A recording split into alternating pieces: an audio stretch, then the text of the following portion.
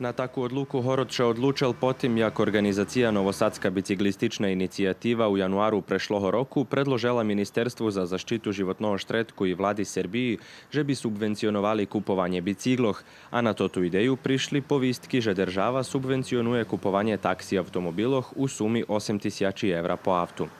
Tedišnji minister za zaštitu životnog štretku Goran Trivan potrimali inicijativu i šitskim Horodom poručene, že bi za toto vidvojali sredstva zo svojih budžetoh. Za teraz Novi Sad i Niš porobili perši konkretni kročaji u tej akciji. Už sme nahlašeli, že dokumentacija za podnošenje prijavi budze barz jednostavna, nie budze še mušiť doručovať hromadu paperi.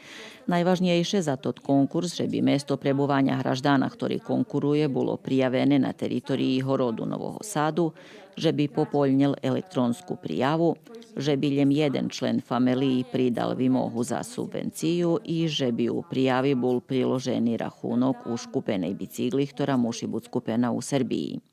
Suma, ktorú hodno dostať po jednej subvenciji, je 6.000 dinari, a kompetentni nahlašujú, že toti, ktorí dostanú penieži, budú mušiť u odredzením roku priložiť znovu osobnú kartočku, podpisanú výjavu o zaštiti podatkov o osobi, podpisanú výjavu o členoch familiji, dokaz o kúpenej novej bicikli s datumom po objavjovanju konečnej rang listini, jak i dokaz o otvorenim dinarskim rachunku, na ktorý budú uplaceni sredstva. Mi smo u Novom Sadu izuzetno ponosni na činjenicu da smo... Mi u Novim Sadze bars hordi na toto, že sme perši horod u Srbiji, ktorý počne subvencionovať skupovanje bicikloh s ciljom tvorenja zdravšoho i čistejšoho životnog štretku i promovovanja zdravog sposobu života. Po neuriadových podatkoch odvolanie na tot konkurs veľké. Ta može občekovať, že sme na novosadských ulicoch neodluha hodni vidiť ešte veci biciklistoch, co všelijak dobre, keďže še na rachunok toho zmenša číslo automobiloch na ulicoch.